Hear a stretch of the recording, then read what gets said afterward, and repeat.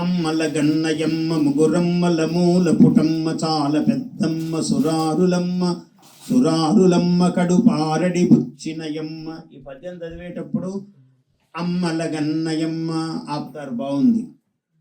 ముగురమ్మల మూల పుటమ్మ చాలా పెద్దమ్మ, ఎప్పుడు ఆది కాలంలో పుట్టిందట. తల్లి ఉంటే కదా పిల్లలందరూ రావడానికి, బ్రహ్మ విష్ణు మహేశ్వరుడు అందరు వచ్చారు తర్వాత.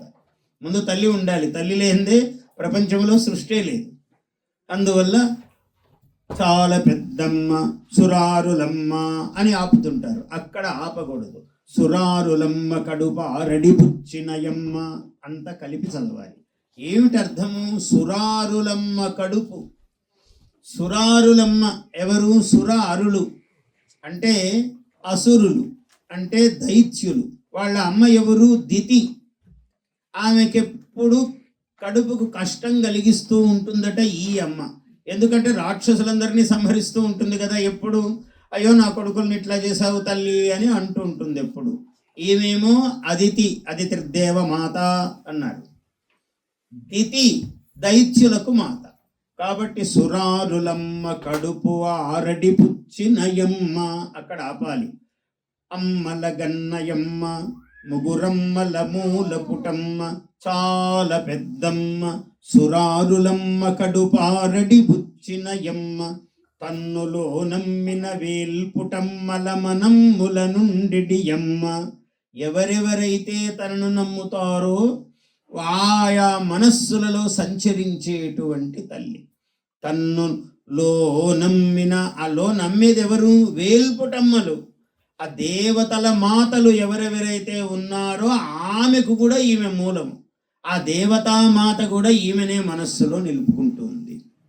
తన్నులో నమ్మిన వేల్పుటమ్మల, వేల్పులంటే దేవతలు.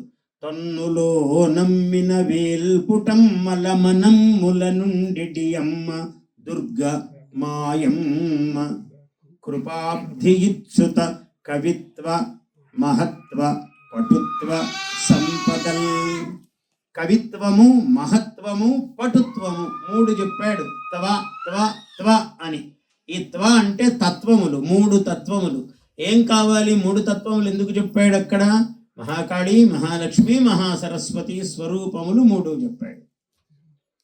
కాబట్టి కవిత్వ అంటే మహా సరస్వతీదేవి, మహత్వ అంటే మహామహిమ.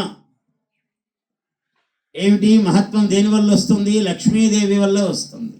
కాబట్టి మా లక్ష్మీ బీజము. క అంటే క్లీం బీజము, అందుకని కవిత్వ అన్నాడు. సారస్వత బీజము.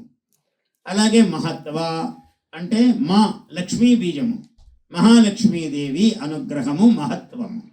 ఇంకొకటి పటుత్వ అన్నాడు. పటుత్వం అంటే ఏమిటి? శక్తి. అంటే మహాకాళి, మహాసరస్వతి, మహాలక్ష్మి, మహాకాళీ బీజము పటుత్వం అన్నది. అందువల్ల ఈ మూడు విధములైనటువంటి శక్తిని నాకు ఇవ్వు తల్లి అన్నాడు. దీనినే ఏమన్నాడు? ఇచ్ఛాశక్తి, జ్ఞానశక్తి, క్రియాశక్తి. ముందు ఇచ్ఛా, కోరిక కలగాలి. నేను ఈ పర్వతం ఎక్కాలి, నేను లలితాదేవిని పూజ చెయ్యాలి, ఈ శ్రీచక్ర నగర సామ్రాజ్య అధినేత్రి అయినటువంటి అమ్మవారిని పూజించాలి అంటే అది మామూలుగా కలిగే కోరికనా? వాడు కూడా ఓ సామ్రాజ్యానికి అధిపతి అవుతాడని అర్థం. అతడు, ఆమె ఎవరైనా కావచ్చు. కాబట్టి ఈ శ్రీచక్ర నగర సామ్రాజ్య సింహాసనము వస్తుంది అతడికి, ఎవరు అమ్మవారి పాదములు పట్టుకుంటారో. ఆ విధంగా ఇచ్ఛాశక్తి, జ్ఞానశక్తి. కోరిక కలిగింది, బాగానే ఉన్నది. ఇది ఎలా చెయ్యాలో ప్రాసెస్ అంతా తెలుసుకున్నాడు. జ్ఞానం, ఈ రెండు ఉన్నాయి. కానీ శక్తి కావద్దు చేయడానికి. ఆమె శక్తి స్వరూపిణి, మళ్ళీ ఆమె. ఈ మూడు శక్తులు ఆమె యందే నిండి నిబిడీకృతమై ఉన్నాయి. మూడు శక్తులు: ఇచ్ఛాశక్తి, జ్ఞానశక్తి, క్రియాశక్తి. ఈ మూడు కూడా ఆమె యందే, ఆమె అనుగ్రహముతోనే సాధ్యమవుతాయి. Please subscribe to our YouTube channel. Like and share this video.